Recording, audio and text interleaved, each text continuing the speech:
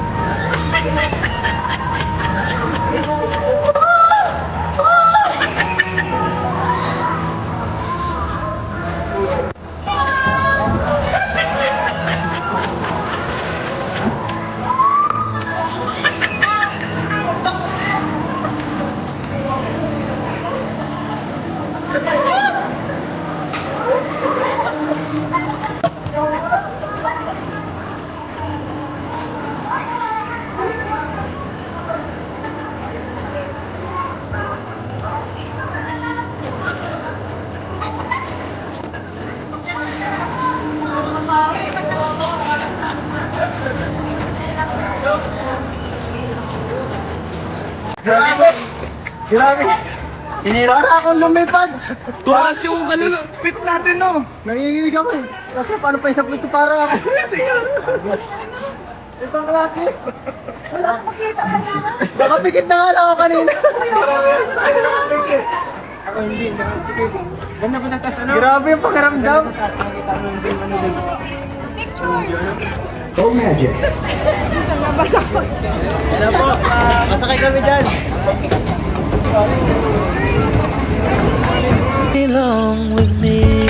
Kung ano ako'y tanggap mo na, hindi ka rin nag-alala. Grabe at napaka-intense naman talaga ng kanilang sinakyan noon dahil parang humiwalay ang kaluluwa nila Kalingap Edu at Ate Viancy sa kanila dahil hindi nila inaasahan na ganun pala kataas ang tower na yun. Ngunit syempre na-survive pa rin nila. Ano po? Masakay kami dyan. Belong with me.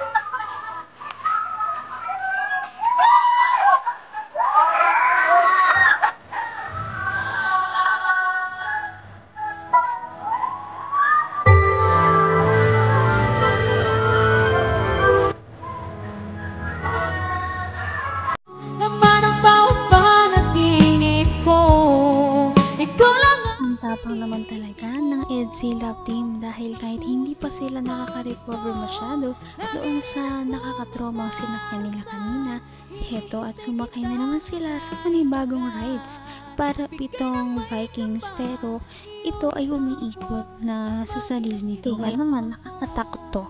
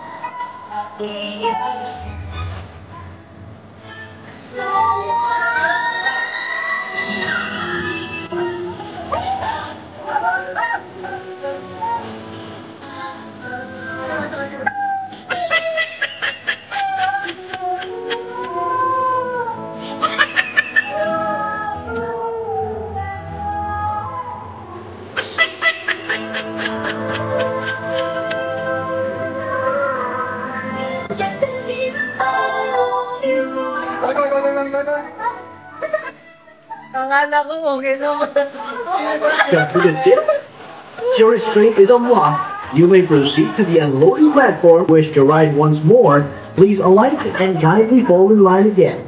Please step out of the ride. We hope you enjoyed your ride on the Disco Magic. And How does it feel, guys? Hanggang wakas ay tayo ng dalawa. Palagi kang Sobrang intense din ng rides na ito. Pagkatapos nila ay parang wala pa nga sila sa sarili. Pero syempre mas marami pa silang sasakyan dyan at marami pa talaga silang mga i-experience sa lugar na yon. Hindi pa tayo dyan nagtatapos dahil ang kanilang Rex ride ay nakakatakot din. Kaya makikita natin kung gaano katapang ang EDSI Love Team. Nakatakina ko sa puso. Ano? Ito, nagasigaw to. Inatake na, oh. Namumula na. Mukhang ayaw na yan. Ayaw na yata nito. Sigaw na sigaw to sa tabi ko eh. Umaayaw na yan. Sigaw na sigaw. Inatake na yan, oh. Baka magpa-hospital sa akin yan. Baka tayo dito maano. Tama na. Tama na, mag-race ka yan. Hindi na kaya lang. Namumula na. Wag na, namumula na siya. Namumula na. Sa mahina. Kakatakot dito. Pahinga na muna, pahinga na muna. Pahinga muna. Pagod. Grabe. Pahinga muna tayo. Nawal ka lang? Akala namin madali lang. Ay, grabe. Damula ka. Damula ka. Hindi ka bumula yun. Sigaw na sigaw ka eh. Paano pa kaya? Gusto pa namin sana dito kaso parang hindi na pwede. Mukhang mahina ang puso. Mukhang mahina yata ang puso. Kaya nga, sa Ferris wheel na lang kami siguro. Sa Ferris wheel na lang. Oo. Huwag na dyan. Masyadong ano yan. Mag-relax. Hide pala yan. Oo. Ayoko na, sawa na ako sumigaw. Nakakapagod. Kala mo. Ay. Napagod ka na? Okay naman? Okay, dami mo eh. Pagod yan eh. Ako, kaya ko pa eh. Ilang minuto ba tayo pahinga dito? 4 na. Isang oras? Isang oras ang ano? Parang napagod nga sila sa kanilang sinakyan kaya medyo nagpahinga muna silang dalawa. At nakakatuwa dahil parang magkasandal na nga silang dalawa na nagpapahinga. Syempre, nakakatakot din yung mga sinakyan nila kanina, ngunit may mas ikakatakot pa yan sa ating mga susunod na video. Doon natin i-reveal ang mga next nilang mga sinakyan. Napaka-sweet talaga nila at napakabait ng tambalang ito kaya maraming sumusuporta. Kaya naman sana ipatuloy natin silang suportahan at mahalin si Viancy, si Kalingap Edu at ang Kalingap Team. Yun lamang at maraming salamat sa panonood. Abangan natin kung magkakatuluyan ba talaga si Kalingap Edu at Viancy. Hanggang sa muli! Bye! ngayon'y abot